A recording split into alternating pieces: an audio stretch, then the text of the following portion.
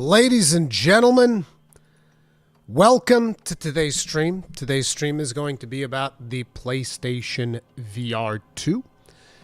Now, before we begin this stream, I need to extend my thanks to my audience, because the only reason opportunities like this come about and, present themselves is, without a shadow of a doubt, because of you that are watching this video, whether you're watching it live or you're watching it later as a VOD. And therefore, I always want to acknowledge that, because it is because of you that are watching that I'm able to do what I am doing. It is because of you that are watching that I'm giving these opportunities to test out, things like new hardware and stuff like that. And I'm always going to be tremendously thankful for that, because, I like checking out this tech stuff and whatnot. And then naturally, disclaimer, which, it should be obvious because I tweeted about it, but PlayStation actually sent me this unit. I did not buy this. Most likely, I wouldn't have even bought it. We'll talk about that as we get into the review of the hardware. This is the unit right here. This is the PlayStation VR2. It was sent to me by the fine folks at PlayStation Portugal, so that I could give it a look and kind of give you guys my review. And today is not going to be full-on review, because I want to test this out over an extended period of time, because I've been extremely passionate about VR in the past. And then as time went on, I was like, oh my God, I actually, I don't know. I kind of changed my mind a little bit on it. And it is an important thing, because if you think about it, whenever people ask me about VR things, one of the things that I've always said is I don't feel the technology is there yet. I'm not against it. I just don't feel that the technology is there yet. And one of the main reasons is this. It's the cables. Now, I know that there's all kinds of VR devices that you can get that don't use cables, but their tracking is not as precise, their quality is not as good, although arguably I haven't really tested a lot of the hardware from Oculus or from all of the other publishers. The one device that I used the most was actually the original PlayStation VR, because I did buy that one. It was not sent to me as a review unit or anything like that. It was just something that I was after having played around with some of these devices in the past, I was I think the PlayStation 1 at the time, I think the PlayStation 1 is the one that is going in the right direction, because they are actually doing games for it. And back then, which this was a long time ago, I don't remember exactly how many years because my memory is terrible, but back then, it was mostly the other stuff that you would see in the other devices, VR experiences. And in PlayStation, it's no, you just turn the thing on and there's a video game in there. And that was cool. And I actually think that the PlayStation was the one that was a really good one, the first one. The biggest problem I had with it was the setup, which particularly, I think that for a regular user, the setup was not as big of a deal. But for someone like me who is a content creator and all of the stuff that is hooked up on the back end of a console, which right now it is a little bit simpler than it was back then, because back then I would have I have this HDMI matrix to hook up all of these different things. Since then, I removed the HDMI matrix from the equation, because most of them don't really have the quality that I would want. But basically, then on top of the HDMI matrices and capture cards and all of these things, we had this other box that they did for the original PlayStation VR, which was a terrible thing. That box was so bad that I think it kind of really soiled the experience for a lot of people, because even the pass-through on the box of the original PlayStation VR, it actually outputted less quality than what the console could output, which was such a weird thing. But, that was then, this is now. Now, before we begin with this, we've kind of begun already, but before we begin with this, I think it is also important to mention that when you are talking about something like this is a luxury. This is a device that I believe costs €600 or something like that. When they told me that they were going to send me one of them, I was like, you sure? It's okay. Look, it is what it is. This thing is €600, right? The original one was cheaper. The original PlayStation VR was $400, I think. I think that's how much I paid for it. But when you're talking about a device that is PlayStation VR, the way that you need to look at this is not the same way that you look at a console, despite the fact that this is more expensive than a console, right? I look at a console like, let's make a comparison to a watch, which is interesting because I don't actually use watches, but let's make the comparison to a watch. Let's say you want to get yourself a watch because, you know, you want to be able to tell the time reasonably fast. It's kind of like adapt that comparison to a console. You want to go get a console so that you can play video games, right? So when you go out and you get yourself a watch, you can get like a regular watch like a Casio or something like that. It'll tell the time, works just fine, no problem. Getting this is a luxury. So getting this device to me is like you want to get yourself a watch, but you want to go get like a Rolex or something because, you know, you just want to get a Rolex. So this is what I would equivalent to this, right? It's like it's a luxury expense. It is something that you don't necessarily need to enjoy the console, but it is something that is going to provide you with different experiences. And now that we've established that, let's get into it and let's actually talk about the device itself. So how does this work? So first, let me just take apart one piece that we have here so that I can show you. This is the headset.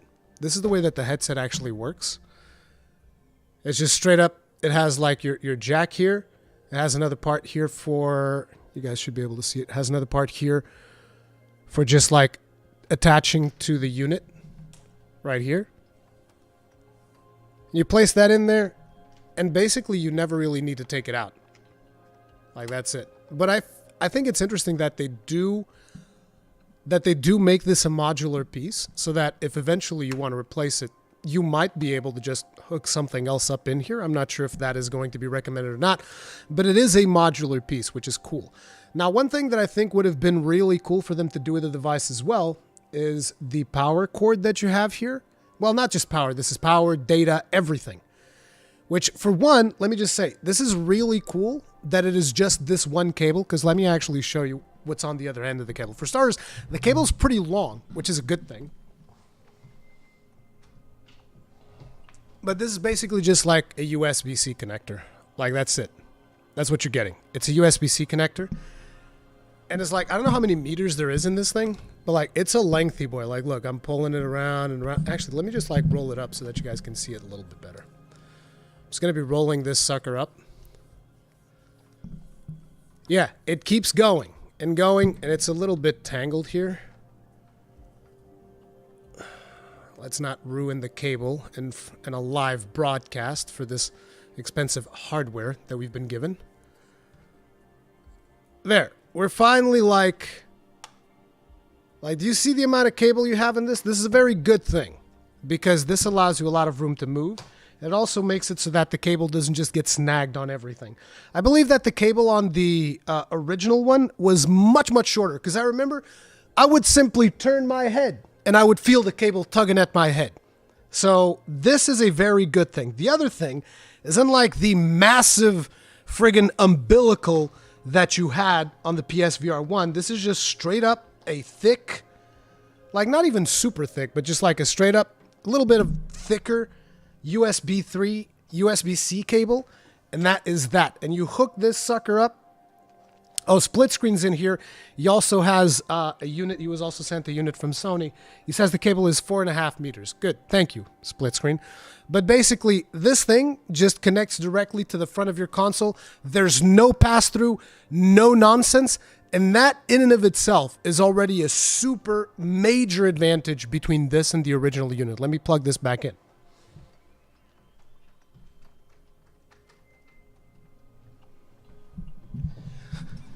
But this is the unit itself. So the way that this thing works, you know, after you plug it in and whatnot, we need to look at the ergonomics of it. It is also much more comfortable. Now, I had a problem with the original one where if you wear glasses, it could be a problem for you because the original one would actually, the lens would touch the lens of my glasses. And it, you know, at certain movements would cause it to push the glasses back. And once the glasses touch your eyelids, that's it. Your VR experience is over. All you see from that moment onwards is Smudge City. So for people who wore glasses, it was really annoying. And here's the interesting thing. Even though it was annoying, on the original PlayStation VR, if you were wearing glasses, it was much worse. And the other comparable devices of its time, because I did get to check out some of the other devices. As a matter of fact, here's a little known fact that some of you guys might not be aware, but if you actually search in the channel, you will find it. I actually got to interview Palmer Luckey in 2013. Now, a lot of you might be wondering, who the hell is Palmer Luckey and why is he important? Palmer Luckey was actually one of the first people to start working on virtual reality, like back in the day, after most people have kind of like discarded the idea. In a way, you could almost say that he was the grandfather of bringing VR back to life. That's definitely what I would say anyways. And I got to interview him. I talked with him about it. And one of the more interesting things was I was always thinking about all of these technical things about VR. And I was asking them, oh, what about this technical thing and that technical thing? And the thing about Palmer and the other dude that was in there with him was what they told me is like, listen, all of that stuff, yes, it's important, but it's not even remotely close to our first concern. And I was like, okay, what is your first concern? VR sickness. VR sickness was the biggest concern all the way back then, and I think that it is still one of the biggest concerns right now. As a matter of fact, those of you who ever watched my live stream on Drive Club, when we had the VR mode for that, like, it was 20 minutes of a stream. I had to stop the stream, and after the stream, I had to lay down on the couch for 2 hours. People called that the vomit comet experience. It was so bad. I got so sick instantly. It took me out for 2 hours. No joke. 2 hours, I was completely out of it. But anyway, so we have the device here, and this one does not have the same problem that the previous one did of like bumping into your glasses and stuff. This is actually, so far from what I've used, it's actually reasonably safe for people who wear glasses like me. I mean, depending on the size of your glasses, depending on like standard looking glasses like these, no problem whatsoever. So the ergonomics of this is basically there's a button in the back, you press it, lets you stretch this sucker out, right? And then you put this on your head, and then after you put it on your head, you twist this. Like, this thing has a knob that actually twists, and it's a grip that twists and tightens around your head so that, you know, it fits in kind of like snug, right? The other thing this has is it has a button here, and this button makes this go back and forward. So when you put it on your head, the headset is going to be, you know, reasonably far away. Then you press the button and you adjust it according to the size of your head, which again, I think that this is a pretty reasonable thing to do. A huge improvement that they have on this one versus the PSVR1 is this little membrane that is all around it. This little dark membrane here is much more expanded to the sides, because with the first one, if you kept it a little bit far away from your head, which was my case because I'm wearing glasses, light would shine through on the sides and it would go in and kind of like break the immersion a little bit. So that was annoying. But in this one, that's not a problem because this thing completely darkens everything around you. They did a pretty good job with this. Now, I'll be curious to see within like a couple of hours how this rubber maintains itself, because like this type of material is usually problematic over long periods of time from my experience. And I think that what Sony might end up doing, again, depending on the durability of it, because I can't really speak to it at this point. I only received this device like 5 days ago, I think. 4 days ago, something like that. So, you know, it's still fairly early days, so the thing is pretty much brand new. But I'll be very curious to see how this evolves over the years, and this is like one of my big concerns. I think that Sony might end up like selling this part. I mean, I don't know how easy it is to disassemble and replace, but I think it would be smart of them to sell this part separately a couple of years from now. Because I think that this might be a point of failure. Maybe. Again, don't know. I will have to, this is something that will only be like throughout the time. Now, in terms of the headphones, they come with like the removable thingamajigs. So you remove these, they have like 3 different sizes and stuff like that. But, you know, it's just like standard not headphones, what do you call these? They have a different name for these. Whatever, you guys know what I'm talking about. These are the ones with little silicone things. You take them out, put them back in, whatever. But yeah, this is pretty much all of the adjustments that you need. There's also like a microphone thing here in the back, which I'm assuming is like for, at least I'm assuming this is a microphone thing. I'm not sure if you guys can see it right there. I'm assuming this is like for multiplayer and stuff. This is the power button right here. And then this is a function button that is specific to the headset. So this is something that you use when you're calibrating it, but also you can set a specific function to it. Right now I have it to reveal surroundings, which I will show you when we have the headset actually on our heads, and you'll be able to see what those do. Now another aspect of the previous PlayStation VR thing is that you would need a special camera. Right? You'd need a special camera, which again is just another thing that you would set up. And I haven't used that camera literally for anything else. I don't know if anybody actually ever used the PlayStation 4 camera that came with their PSVR for anything else, but I would only use it for that. So that's another thing that you have to set up. So like on top of, you need this special pass-through box, connect like friggin' 5 different, it's not 5, it's actually like 3 HDMIs. You have to connect 3 HDMIs on this pass-through box. Then you need to have this special camera. It needs to sit in a specific position because depending on whether you would put it on top of the TV or below the TV, your results would be different. And there would be like, you know, in some situations they'd be like, oh, you should put it on top. In other situations, you should put it on bottom. And you would always be jiggling around with it. And then on top of it, the headset, the old headset, would have like lights on the sides of it. And then if you were to turn around while you were using the thing, like the detection would go all wonky and yeah, it was problematic, right? This one has none of that. Everything is done through the cameras that you see here, as far as I'm aware. I don't know exactly how the technology works, but like this has none of that and it works way better than the first one. That much I can instantly tell you off the bat, no ifs, ands, or buts about it.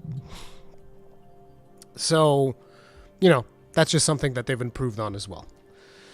Now, before we actually jump into it, though, I want to show you guys the controllers. So, these are the controllers that you have. This is your right one, and then there's a left one. These also have HD rumble features as well as haptic features on the triggers. The R1 is here on the side. This would be your R1, this would be your R2. Same thing on here. R1, R2. The buttons are going to be 2 buttons on one side and a thumbstick, and then like your start button, which is like here. Start button, thumbstick, and I think it's a circle and an X, circle and cross. And then on the other one, you have, oh, and yeah, and a PlayStation button. This logo is actually a PlayStation button for syncing and all of that stuff. And on the other one, same thing, except in here you have the share button, analog stick, and then it'd be triangle and square. And then also the PlayStation button here. So, already, I have a complaint. I have a complaint about these controllers. Pay attention to all the things that I just said about the controllers, right? R1, R2, squared, you know, faceplate buttons, all of that good stuff, analog sticks. One complaint. There's no D-pad.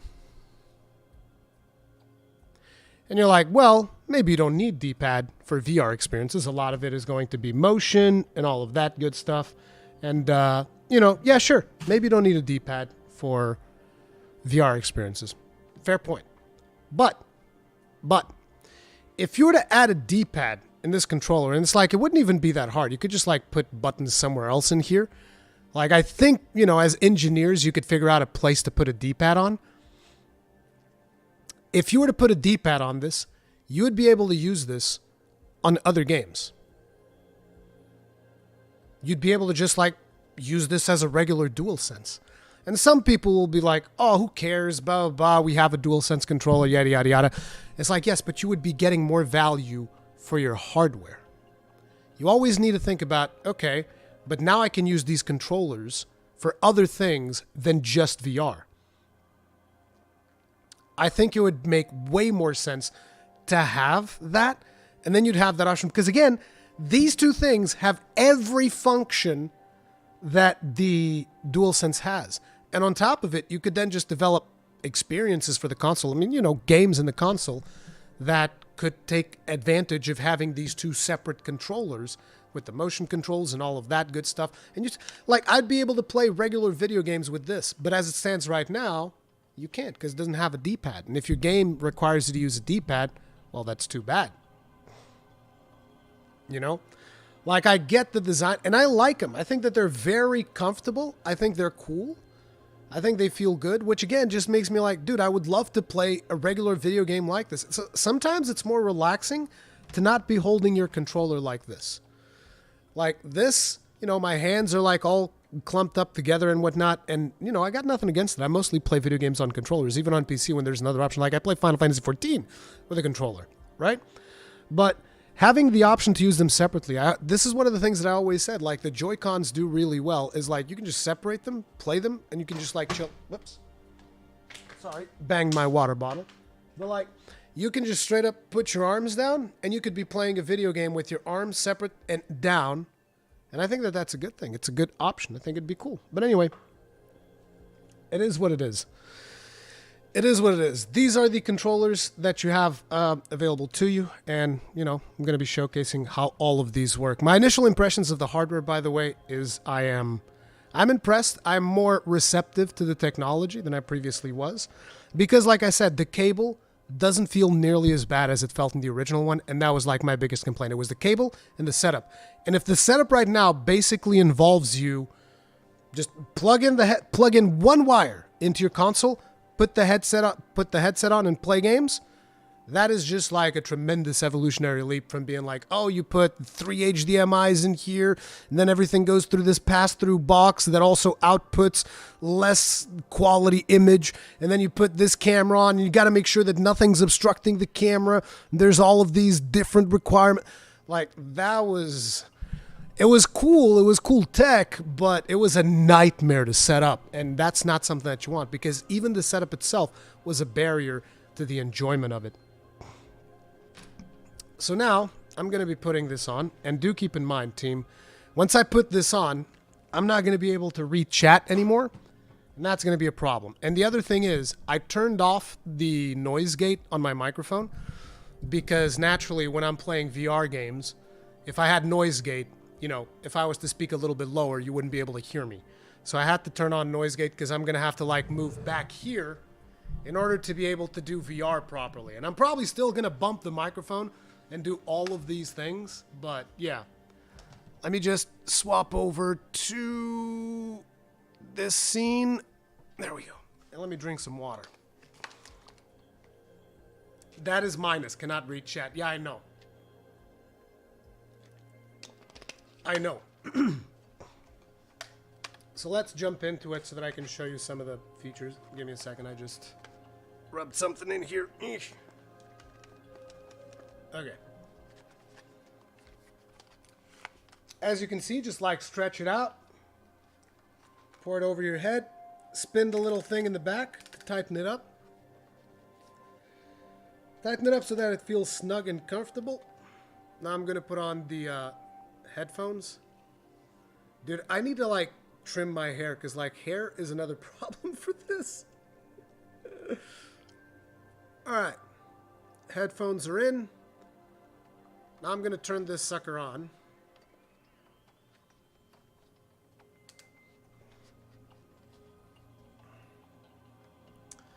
Now I need to grab the controllers. You guys can't see anything yet. Let me adjust the headset a little bit more. Alright. We are now fully immersed in VR land. And you can't see it, but it's actually showing me it's using the cameras that it's got here on the outside to show me a render of the area around me in black and white. Unfortunately, it's not precise enough for me to be able to read chat with it, but that's something that you do. Now, I should actually, you can tell how accurate this thing is in terms of showing me what's on the outside due to the simple fact that I'm wait, how do I even, okay. Due to the simple fact that I'm able to just do all of these things while the headset's on my head. Do remember, there's actually just like a bunch of plastic between me and the things that I'm messing around with right now. This is the first time I'm putting these straps on, by the way. I'm just being like, okay, guys, safety is important. You got to make sure, because like usually I'm like, dude, screw this strap-on stuff. I'm not gonna be yeeting the controllers around. Don't worry about it. I'm a grown man. It's not gonna happen. But anyways, reasonably comfortable. Not really a problem. So let's go ahead, press the button. Let me adjust the mic a little bit. Sorry about the noise. Alright. So you should be seeing the, I think this is X, yeah. You should be seeing the PlayStation screen. Let me just reset the orientation of the screen itself. So I have a bunch of video games that I got sent from a bunch of different people. So the people behind Thumper sent me Thumper. And oh wait, give me a second. This is way too loud for me right now. Jesus. I think that there's a setting in here where I can like adjust volume. Where's volume? Huh. Oh, here it is. Yeah, this is way too loud. Jesus. Okay. Hopefully this is reasonable enough for chat as well. Okay, now we hit back. Okay, as I was saying, the people behind Thumper sent me Thumper, and Thumper was a game that I really enjoyed from PSVR2, so thank you very much for that. We got also sent Horizon Call of the Mountain. I got sent Star Wars Tales from Galaxy's Edge. This was all sent from Sony, like Horizon Call of the Mountain, Star Wars, and Moss. They sent me both Moss 2 and Moss 1. Moss was another one of the games from PSVR1 that I really, really enjoyed. The people behind Townsmen VR also sent me a copy.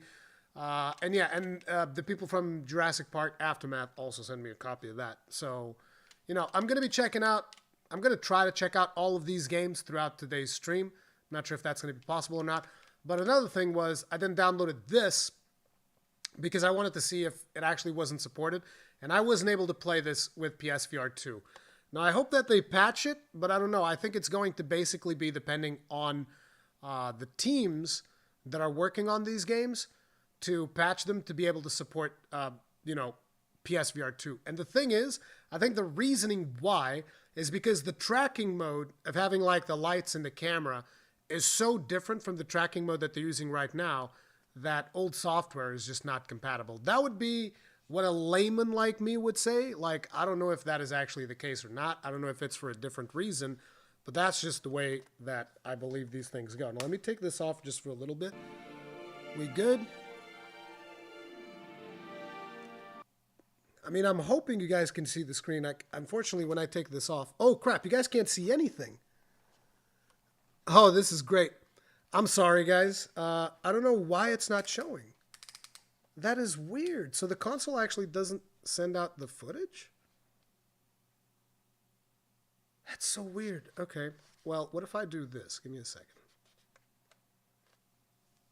You still can't see that either. Okay. Give me a second. Let me see if I can fix that. Oh, so now it shows. So it's just straight up, unless I'm in a video game, it is not going to show the image. Okay, well, I'm sorry, team. I told you guys the names of the game. I mean, I can show you guys the games in here, and then, you know, we can go into them. This is... it's not the cable. It's not the cable, guys. It's straight up when VR is active, this screen is not being shown. But as I was telling you, like, I got sent Thumper, which you can see right there. This was from the people behind Thumper. They sent me the game. Appreciate that. People behind Sony, they sent me Horizon, Star Wars, Tales from Galaxy's Edge, and Moss, both 1 and 2. Then the people behind Townsmen VR sent me Townsmen VR. And then the guys behind Jurassic World Aftermath sent me that. And like I was saying that I tried downloading Squadrons, and that unfortunately doesn't work yet. And I think it's going to be up to the companies themselves, the people behind the games, to adapt it to the new tracking technology, because I believe that the new tracking technology could potentially be the reason why old VR games from PlayStation 4 you know, just don't really work. But anyways, I'll put this on. It's going to go dark, and I'm just going to launch into a game. We're going to start things off with Thumper, since that's kind of like an easy one. Let me just...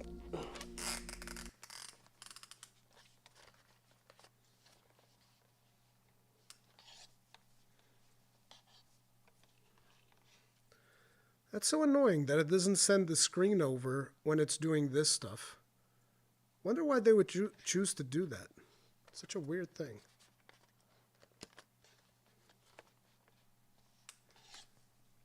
Okay, let me grab this.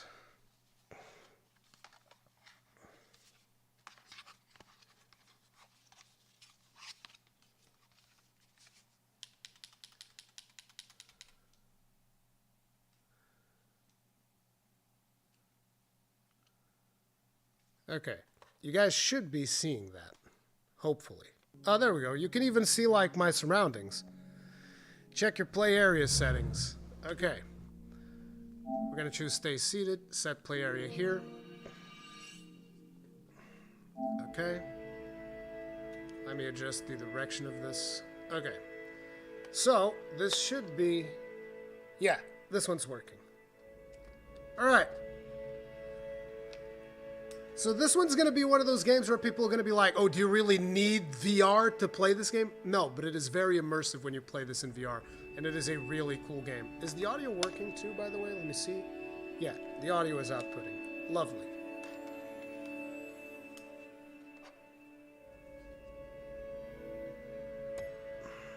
I'll just resume, even though I'm like super out of practice on this level, so I'm going to get murdered.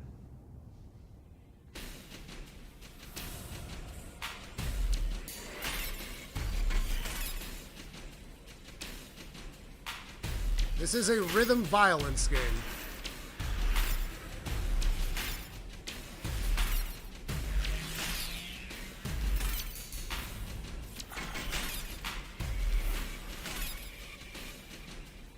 It's all about quick button inputs.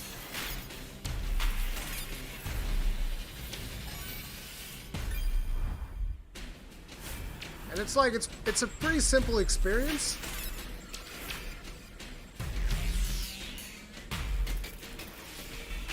But it does a really good job, in my opinion, of just like showing you something that is simple but tremendously fun.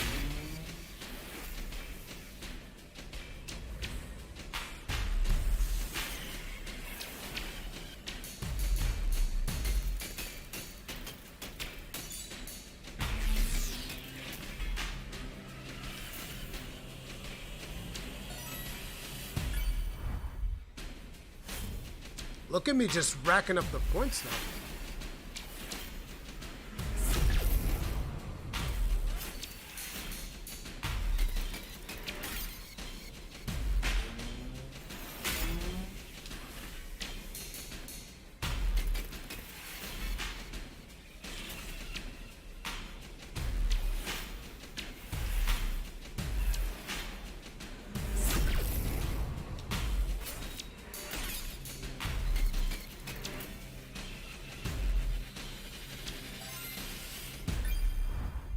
It's like simple levels, but they gradually introduce different mechanics that eventually lead you into boss fights where you just have to do the rhythm stuff perfectly to nail, well, not super perfectly, you can make some mistakes, but you have to kind of like nail the execution in order to really get up there with the points.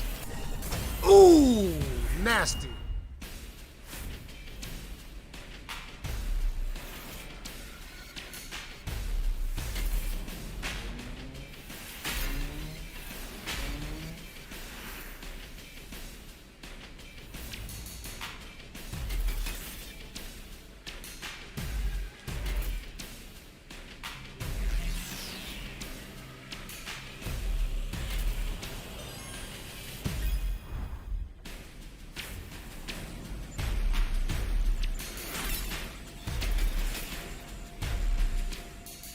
I want to at least go through this level until we get to the boss fight. If I'm able to do it without dying, because even just talking gets me out of concentration for it. You can see like the level getting gradually more complex in terms of the stuff that is showing, like tentacles and stuff.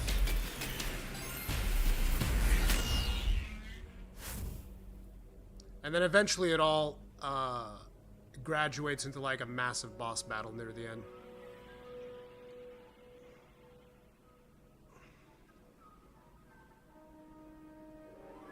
We should be seeing the boss soon, because usually when the colors start going like orangey and green, that usually indicates that I'm coming up on the boss.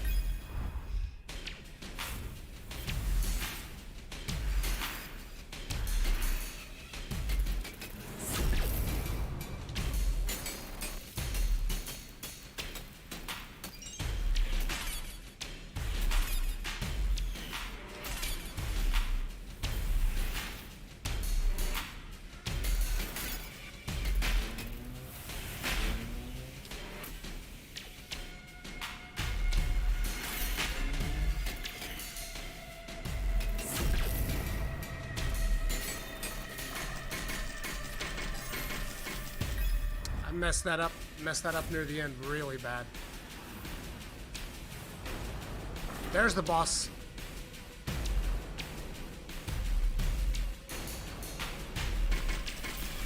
See that thing at the end? That's the boss fight.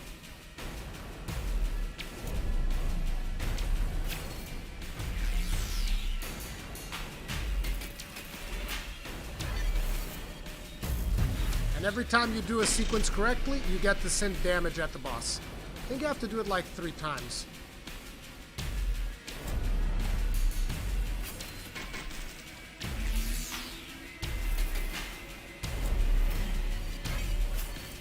Boom!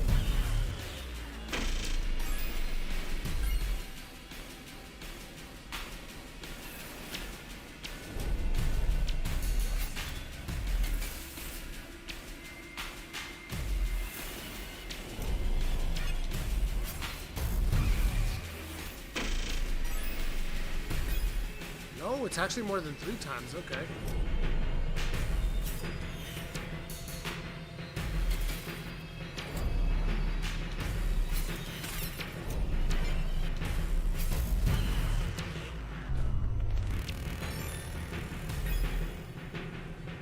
And that's boss done.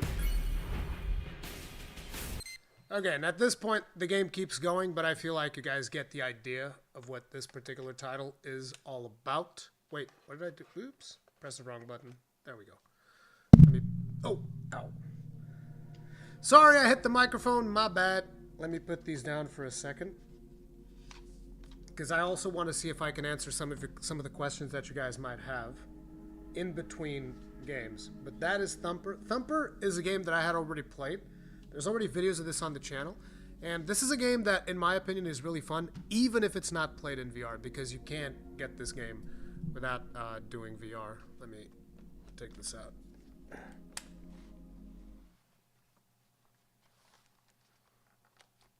I'm gonna try to be answering questions during all this, because otherwise it wouldn't make a whole lot of sense.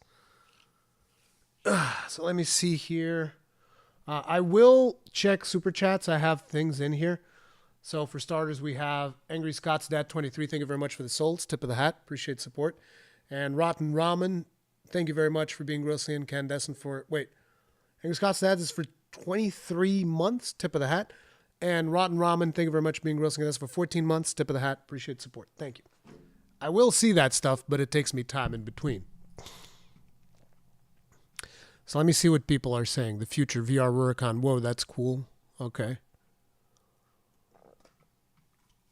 the future. I really want to get the PSVR2, but it's a lot of my. Yeah, like I said, it is very much a luxury thing. The industry should make $100 hardware, €100 hardware that's unlevered without. No, dude. You can't do that. Like this one is already like, I think when compared to some of the other ones that are available, I think that this one is actually on the lower end, isn't it? Isn't it like the most recent ones from Vive and stuff above 1K? But then again, I don't really follow that stuff all that much.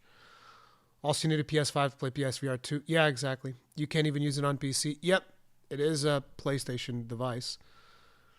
You're really quiet due to mic distance. Yeah, I'm sorry. There's, it's like I can't have the mic in my face because there's going to be games where I'm going to have to move my arms and I'm going to have to flail, and that's going to be annoying. Any motion sickness? No, but I never got motion sickness on Thumper. I probably will get some motion sickness on some of the other games, but not Thumper. Oculus is the closest competitor. But yeah, Thumper, fantastic game. Highly recommend it, even without VR. I think this thing's even available on the Switch. It's a really good game. I like it. I think it's fun. If you like rhythm games. If you don't like rhythm games, then it might not be for you. Let me see. Can I do this? And if I do this, is it going to... Okay. So long as the headset's not on, I can see the rest of the stuff. So I think that next... Do you have a doctor on standby? Angry Scott's dad, thank you very much for being real incandescent. Tip of the hat. Appreciate the support. Thank you. Wait, I thought that's weird. How did it show you again? I don't understand this. Huh. Anyway, doesn't matter. Do you have aspirin on standby? No, I'm good. How's the weight? I imagine you could play New Monster Hunter Dark Souls title on this. Would you do it all day? Would you need a doctor? It's not very heavy. I could see myself playing with a reasonable period of time. The big problem isn't the weight. It's more so kind of like how tight I feel like it needs to be. But even though I think it might just be me, that I might be making it tighter than it needs to be. Because I don't think it needs to be super tight. I just usually make it super tight because I don't want it to move around. But I don't think you have to. I think using it has removed some of your hair. I'll hurt you. Stop this. Strap's messing with you. I could see that. Maybe. Okay, so let me see. What shall we check out next? I guess we could check out this Jurassic World game. I could show you guys a little bit of that. Although this one is definitely one of the ones that where if you're not careful, you can get some motion sickness real bad. So let's jump in here. I'll even explain to you when when there are situations where you can get kind of like motion sick and what causes it, but it's mostly when you are rotating the camera. If you rotate the camera, you can get motion sick real easy if you actually use full-on rotation. I'll explain it to you guys a little bit. Let me just put this back on. Okay, so I'm actually having the straps a little bit looser this time around, and we'll see if it feels good. Yeah, it's a little bit looser. Let me turn this on so that I can actually see the controls. I'm not gonna put the straps on, guys. It's just that simple. You guys like seeing this? Look at that. It's my setup. You guys like it? You guys actually get to see behind the curtain, behind the wizard's curtain. Okay, you can see that I have like one monitor over here. This is like my streaming PC. This is my main monitor where I like do games and stuff. And then here is where chat is. And now it's showing chat and stream elements. But anyway, let me head back here. Let me reset this. And we're going to jump into Jurassic World Aftermath. Oh, there was an update just now. I'm assuming you guys can't see this, unfortunately.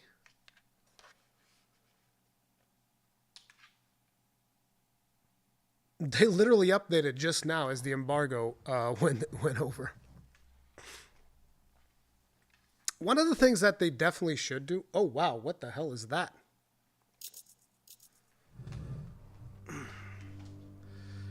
Okay, remember to stay in the center of the cleared play area. Do not walk around. Okay, yeah, sure. My hands! I've got hands now, boys. Let me see. Where's the microphone? The microphone's right here. Okay, I gotta be careful with that. I'm gonna try to, like, speak a little bit louder and have the microphone further away from me. But yeah, let's also maybe come back a little bit. Okay, microphone here. We good. Okay, guys, I'll just scream at you like this. Code sick. Okay.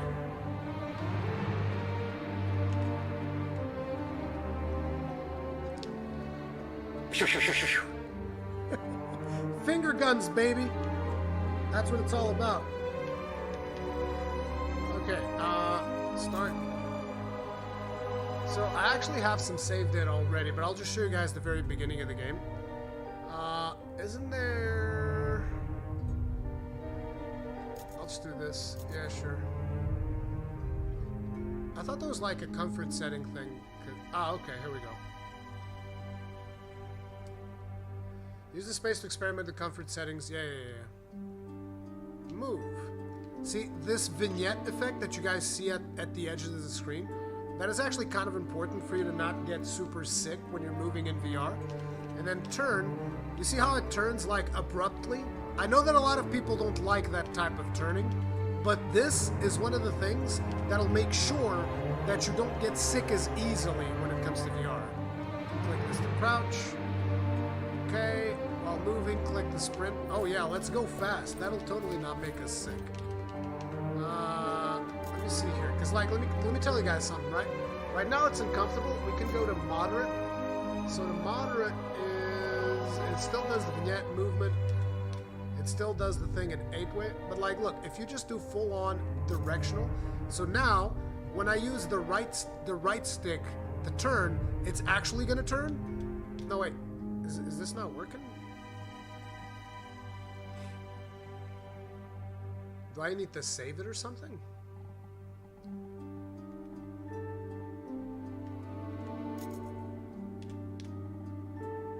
Wait. If I do directional...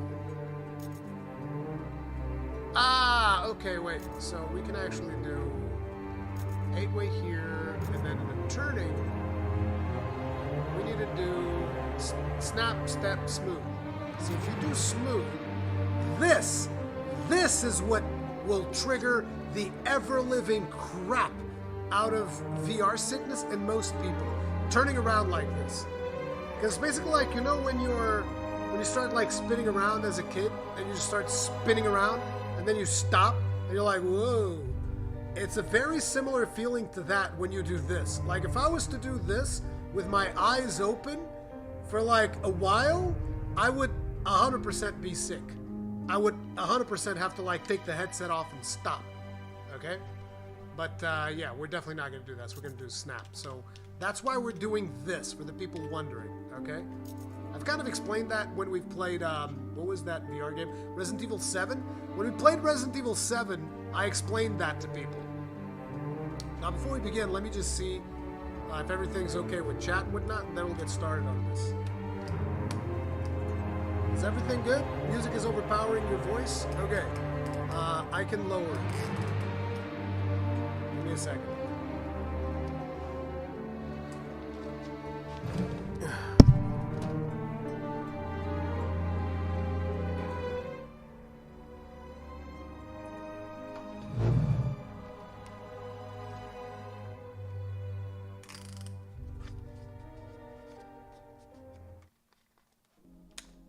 Okay, music should not be overpowering me anymore.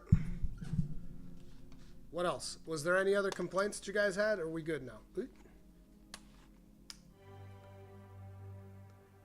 You should have bought a clip-on mic, you dingbat. Bro, you have any idea how annoying that is to set up? You have no idea, bro. Shut the hell up. You gonna play RE Village VR? Does that even... no, not Village. I played the other one. Which one was the other one? The 7 one? 7 wasn't Village, was it? No, Village was 8. But anyway, let me do this. It's like, let me assure you that due to the fact that I'm doing this and live streaming it, it makes the setup way more complex than any other regular use for the hardware. Alright. Well, let's get into it. Boom.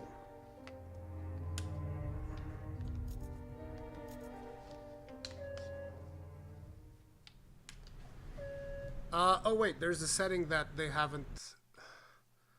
There's a setting that I need to change, which is... Where's the thing where you say that you're sitting? Because I remember that thing wasn't on by default. Yeah, seated mode. There we go. Because like it looked like our character was crouching. That's because it's set up for sitting. Let me just, again, just trying to see where the microphone is. Resume.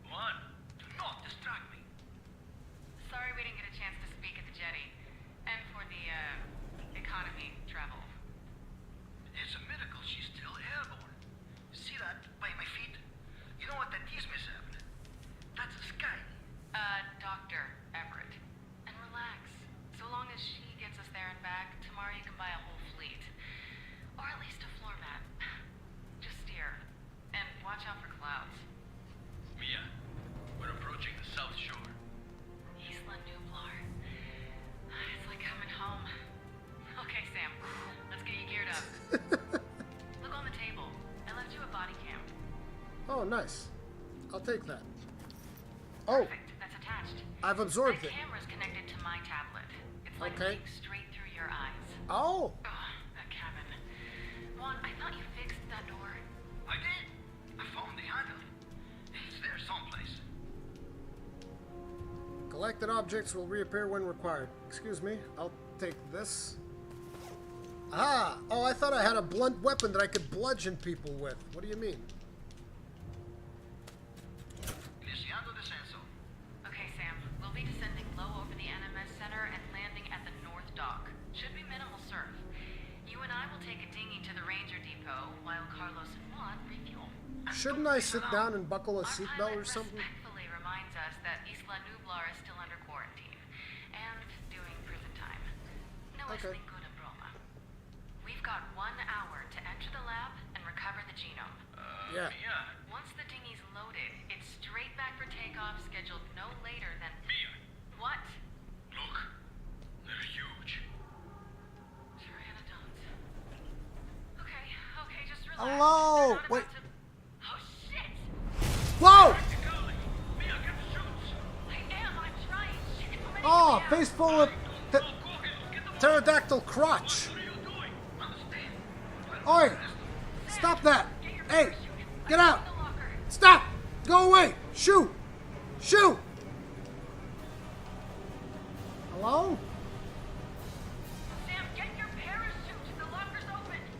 Fine, Jesus. It's empty. Cobwebs! Break. Ah! The plane's breaking apart! Mia, get out of the way! Jump! No. It's Sam's feet. So am I. No! Oh, look at him, he's so cute! Carlos! You the better! Son, rise yourself. They block out the vision so that you don't actually see the plane crashing. That would maybe be a little bit too, that may be a little bit too, violent. Carlos. Hi, Jurassic World. Carlos. Carlos! Mía. ¿Dónde estás? Oh, can I open this? No. Sam. There's a phone number in there.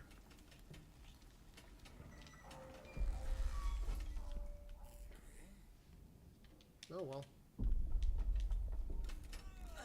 Hey! I'm stuck! Oh, look at that. It's just like Jurassic Park. The first one. You guys remember that scene? Look at that T-Rex.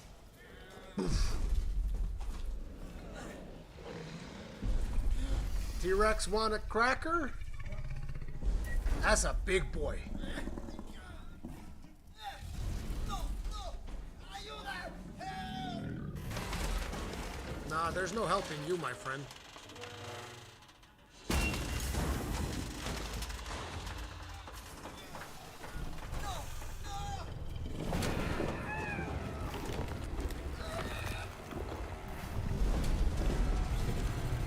There's no blood or gore or anything?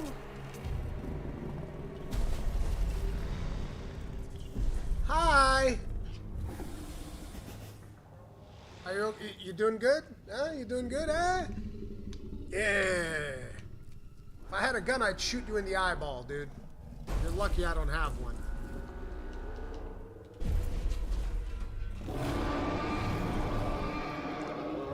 Oh yeah, there's another thing I didn't tell you guys. The headset itself vibrates. So like you get head vibrations whenever all of this stuff is shaking. It vibrates in your hands and on your head.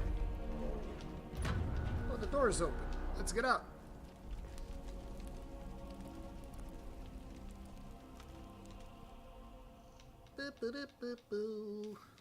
Hello!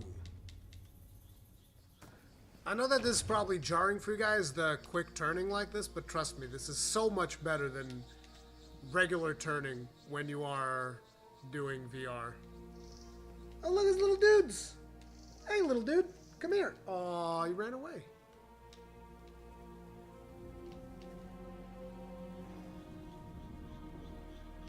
Those are closed, those are closed. Ooh, that door might be open though.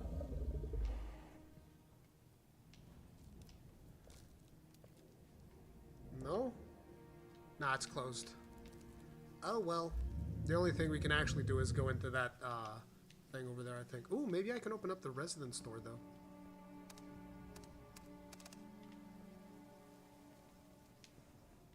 Nope, that's broken too. Okay, we'll go this way then. Hey, little one, where you going? Where you going? Come back.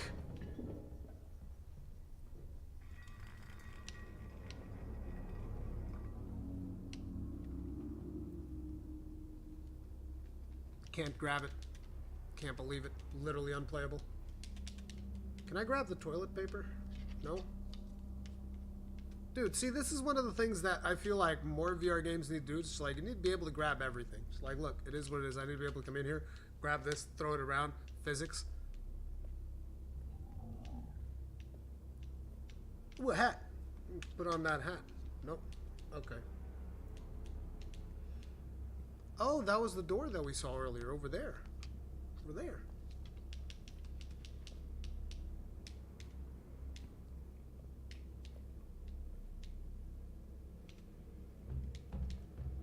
A velociraptor? Why, yes, please. I want to pet it. What could possibly go wrong? Oh, we went upstairs. How'd you go upstairs, buddy? How'd you do that? Did you break that crate and then it came back down? Okay. Ah, we get to open this door now. Oh, they broke the computer, man. What the hell? Can I grab the coffee? It still has coffee in it. It's cold. Cold. According to my calculations, they left about 10 hours ago. Hello. Oh, we can go to operations now. Whoops.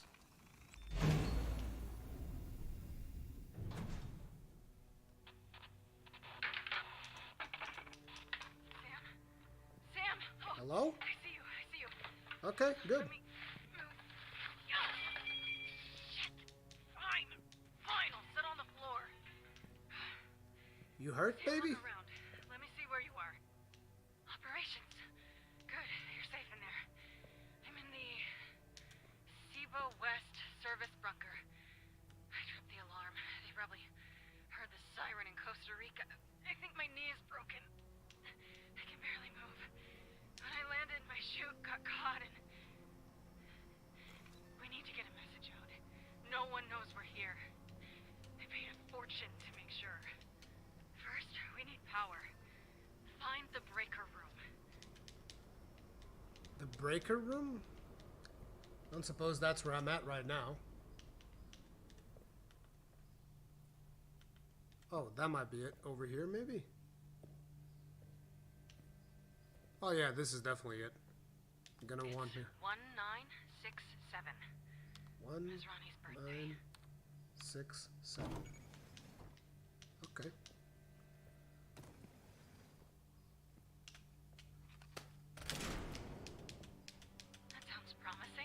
Does it? Back to the console.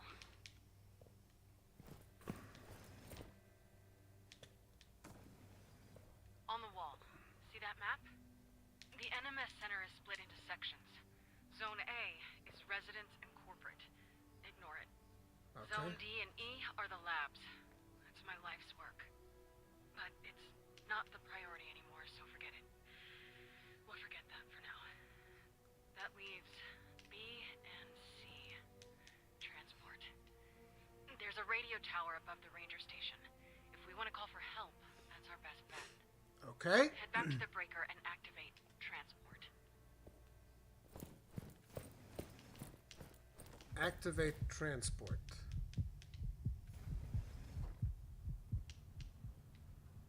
Oh, how convenient. It's already open and everything. It's gonna be tough keeping this place locked down. There's not much power.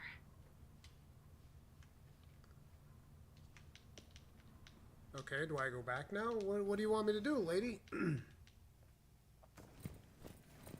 Last thing, the center's massive, so you'll want a nav assist. Check the storeroom. Oh, let me guess. Now this thing's gonna open? Yes, that's it. Attach it to your wrist. Check the arrow on the back of your hand. Ooh. It'll point wherever you need to be.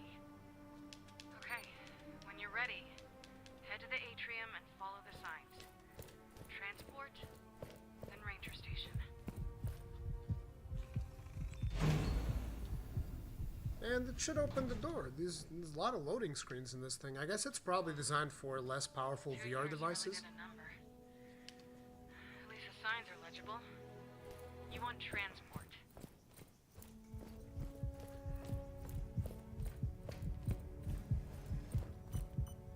Oh, that thing is when you sprint for too long. The do-do-do-do-do-do-do. I too listen to my heartbeat this violently whenever I sprint. But that's just because I'm fat. This used to be the welcome concourse. Keep going. You'll find a way through.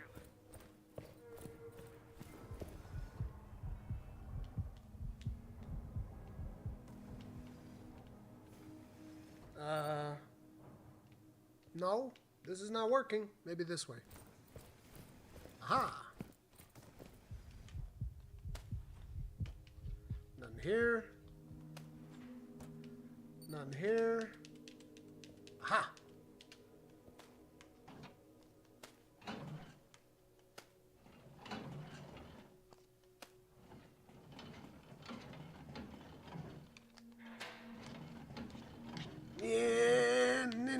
Come on.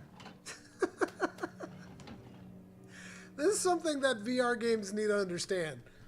Doing some amount of menial tasks is interesting, but like, why do I gotta turn this thing 50 times and it keeps like decoupling itself? This is something y'all need to improve on when it comes to these VR games, dude. Okay, we opened the door.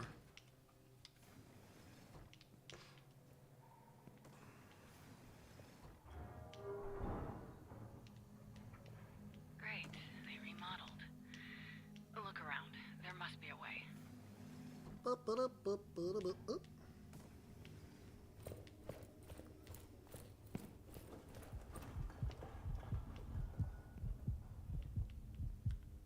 open this. Nothing. Nothing. Nothing. This is just like playing Last of Us on the hardest difficulty. You open up everything and there's never anything there. Can you find a way around? Yep. Oh yeah, we can totally find a way around. We just go this way. Oh, you can slide.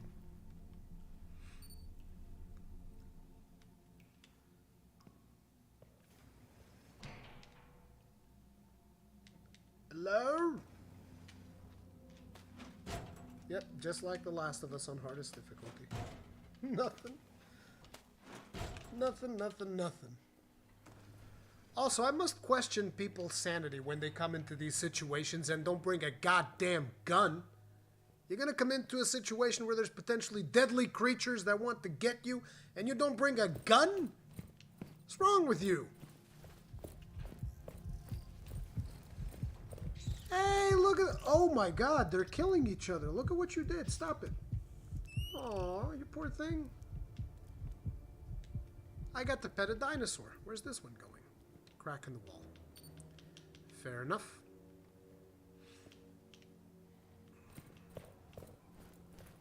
Monorail. They always brought in yellowfin tuna from the dock. It drove the birds crazy along the coast when they smelled it coming. Okay. Oh, look, another one of these. We were so lucky. Right after the last boat, the Indominus tore through the track. Even if you got it running, it's a death trap.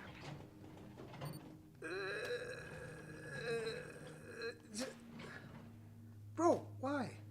Okay, let's just do it very calmly. Why? There we go. There we go. Careful. Don't annoy it. You have to move it very slow. No! Wait, I'll do it with this hand. How about this one?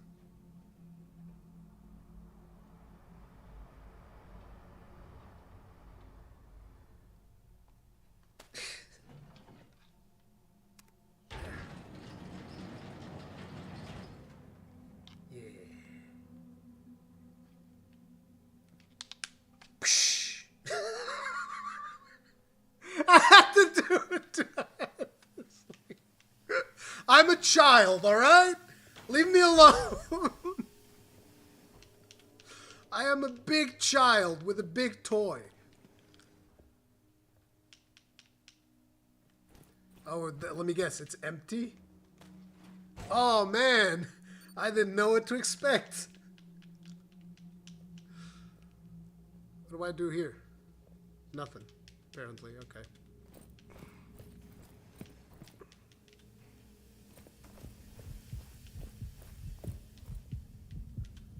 Supply room. I don't think I can go into that door, so the only place I can go in... Wait, no, I can crawl my ass under here. Yep. Swiggity swooty. I'm crawling for that booty. The slide in there. Look at that. What a Chad. What a Chad move.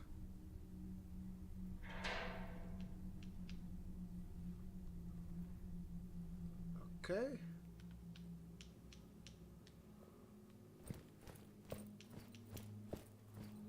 Hey guys, who wants to bet these are empty too? Yes. These lockers are filled with my hopes and dreams.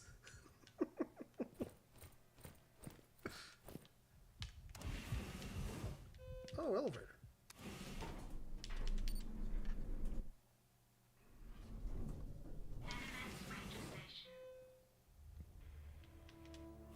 The Ranger Depot. I never came here. It was one of 6, 7 stations on the island. Rangers took care of the roads, fences, trees, the stuff the public never thinks about. Did they have You guns? practically taste the oil and sweat. My labs are way nicer. They were. Hey, you see that? See what?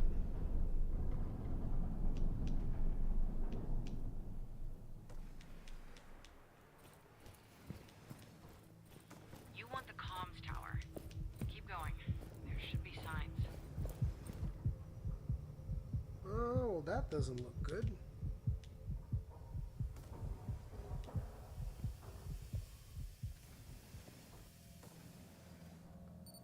Ah, here we go, another empty one. No. Hear that?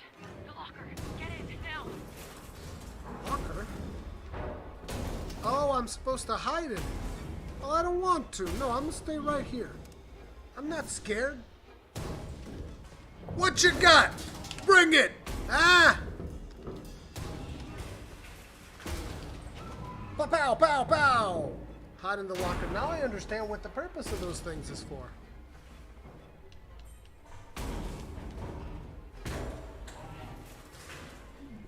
It's scripted. I'm not scared. Come on! Can I at least see what it is? No, they don't show you. Fine, I'll hide in the locker. That's what it's there for. Now I understand why these things are empty. Hello? Whoops. Don't move. I'm here! Come get me! Pussy was right, run away. I'd mess you up, and you know it.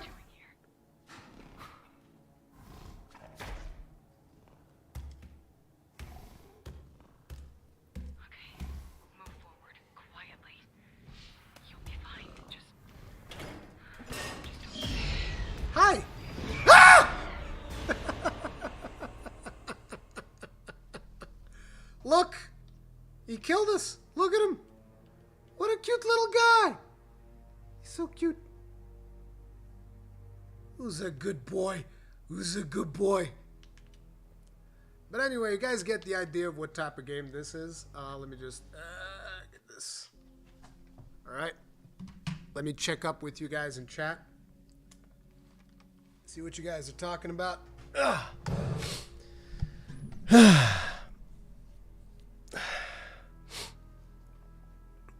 Yeah.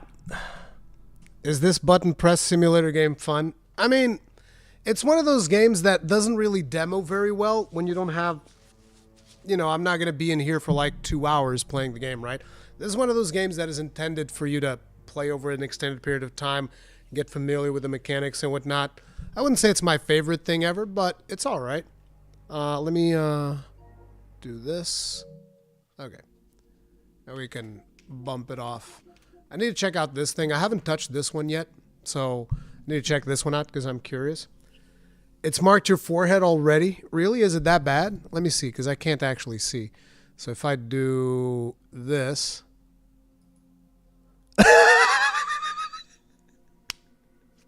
Yeah, it's imprinted. It's like I said, I think that is me, though. I do think that I have it way tighter than I should. I don't think you should have it this tight. It's only supposed to be snug, not super tight. But, yeah. It's definitely something to pay attention to. Don't make it too tight. Restricts the blood circulation to your brain. Branded VR user. Yeah, dude. It just branded me. No consideration whatsoever. Hope Elite Dangerous is going to be playable with VR2. Otherwise, it's not. Dude, I have some bad news. Listen, if you're expecting to play Elite Dangerous on this thing, Raziel, I have some really bad news for you. Number one, Elite Dangerous isn't even officially supported on PlayStation anymore. Number two, it was never compatible with the original PSVR to begin with.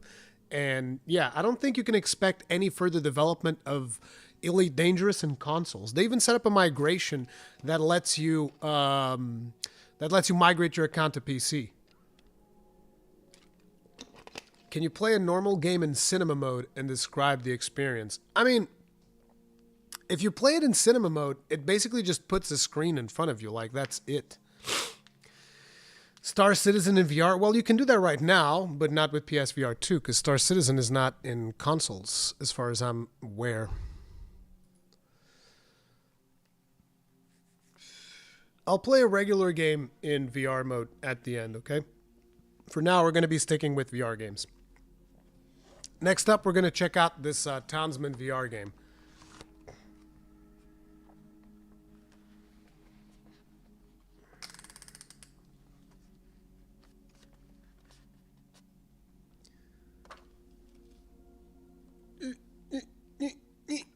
There we go.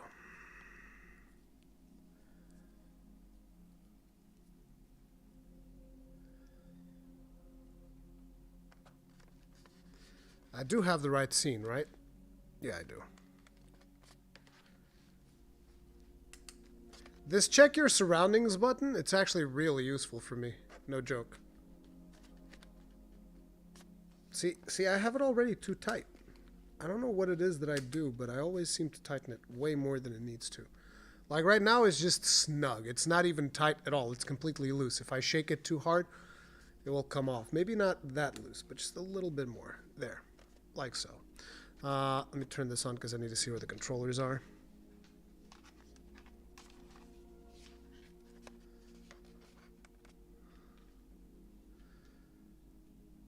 Okay. Let's check out this Townsmen thing. Townsmen VR. Handy Games, THQ Nordic Company. Wait, why is... Oh, I'm super close to the mic. Sorry, I need to go back into screaming mode now. Oh, man, we have, like, gauntlets. Interesting, just touching... It's actually detecting whether I'm touching the controller, because I'm not pressing any buttons. I did not know it could do that. It legitimately just detects if you're holding on to the controller. This is the first game that I noticed doing that. Oh, look, it's little dudes. Teach me about this game.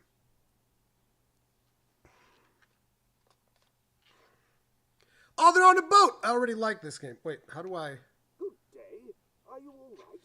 It's me, Sir Clunkalot, your personal advisor. I am glad we survived this giant wave. We should get a better overview of the damage. Okay. Not anywhere to move back and forth, or... Well done.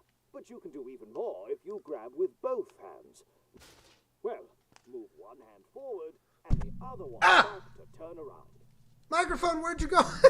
I'm so sorry. Let's look around. Follow me.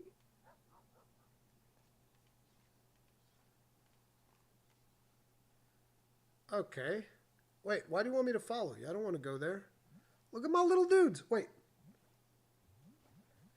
Guys, the sea is splashing. We're all going to die. Follow me. There you are. There's not much to see here at sea. This giant wave could not be caused by a storm. Follow me. Okay.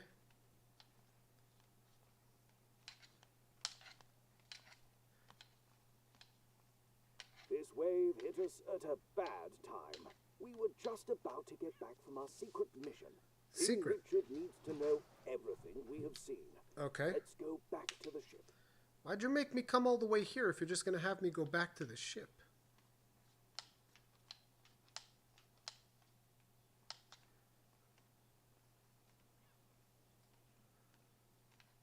Our sail is completely broken. Yeah. The crew should be able to fix it with the resources floating around the ship.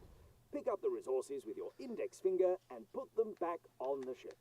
Be careful that you also don't grab to move at the same time by accident.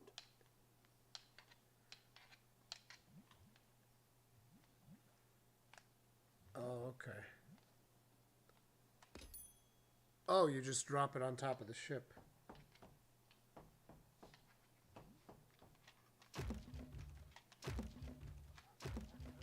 Can I not throw it? Guess not.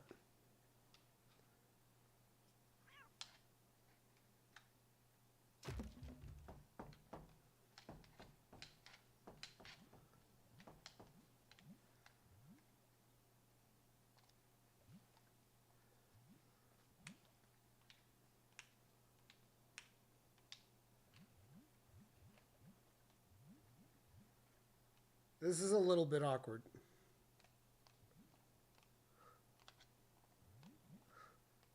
I've got two pieces of it.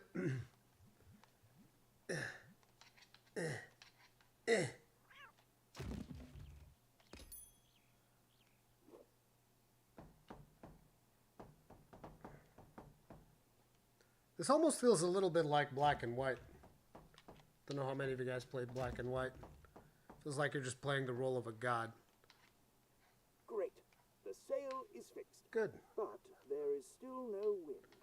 So what now? One thing we can do. Blow into the sail as hard as you can. How the hell does that work? Let's... Ah, we're moving. But where is all this fog coming from?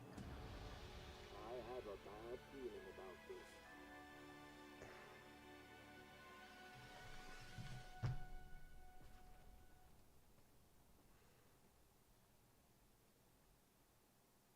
Okay.